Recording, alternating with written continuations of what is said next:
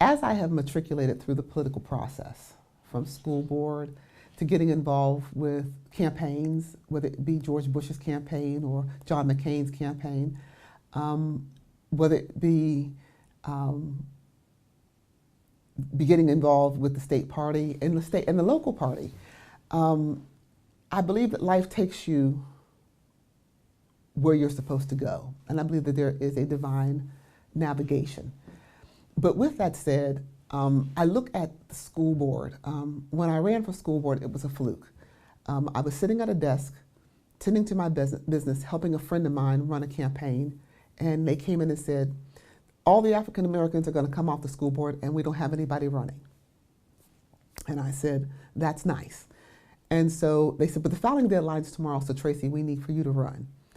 And I'm always behind the scenes, don't want to be in front of the scenes. And so it was some friends of mine, and we went out to every we went to every Bible study and every bar in the city, and we ended up with 256 signatures.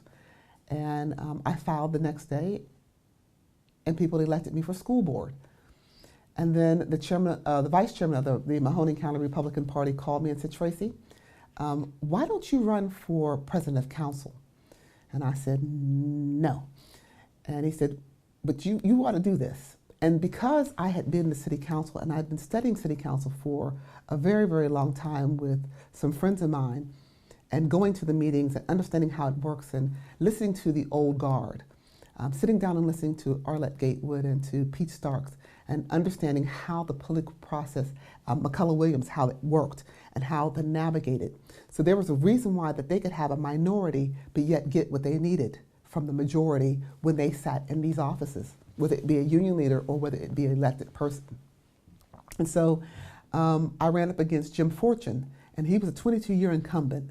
And I was raised with his kids and raised with his wife and knew him. And my God, I ran and I ran to win, and I tried to cut his throat, and he bit me like a bad habit. And it was a learning experience to run. And I ran a one-man campaign, and I did it all. Then I got involved with George Bush's campaign, and George Bush wasn't very, very popular, but I believed in what he said and who he was. And then I had a chance to meet him, and I said, wow, what a great guy. And I fell for George Bush, and I am a George W. Bush fan.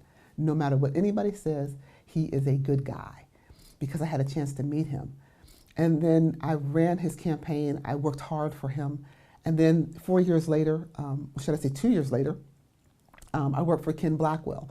And I just knew Ken Blackwell was going to be governor of the state of Ohio, and I didn't like what they were saying about him. And so I went to some friends and said, hey, let's start this radio program, let's do this. And so we did. And Tracey and Friends, which is a radio program that I host, it evolved. Ken Blackwell did not become the governor of the state of Ohio, but I still have my radio program, and I'm still doing it today, and I love what I do, and don't know how I would do anything else except for doing that. And then 2008 came around, and I did all that I could to try to find a reason to support President Barack Obama. But his policies did not align with mine, and so I couldn't. And I had met John McCain, and John McCain was a solid guy. He is a moderate, and more moderate than I'm a conservative, because I'm a real conservative.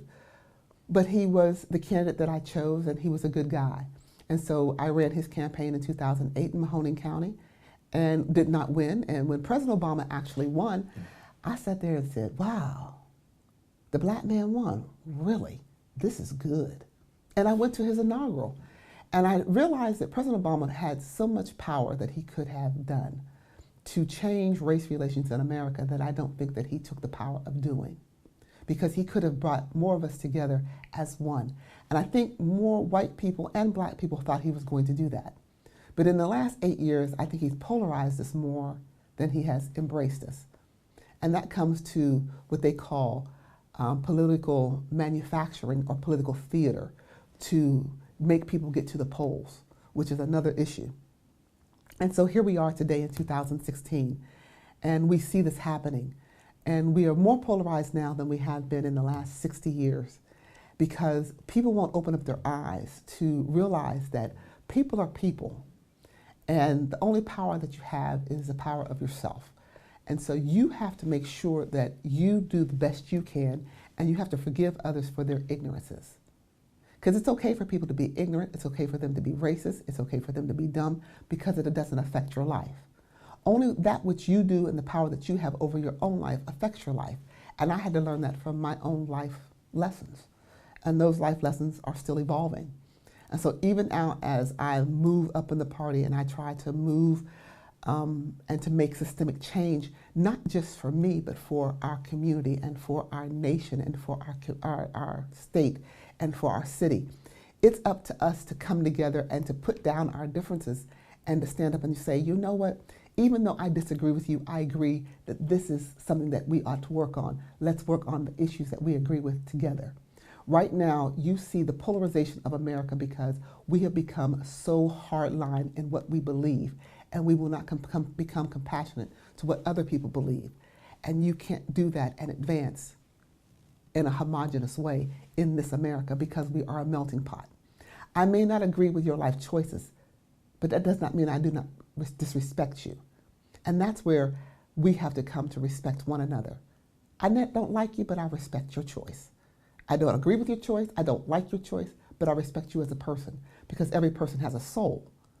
And we have to remember that person has a soul that we have to love, and we have to embrace, and we have to thank and be thankful for, even if we disagree with them.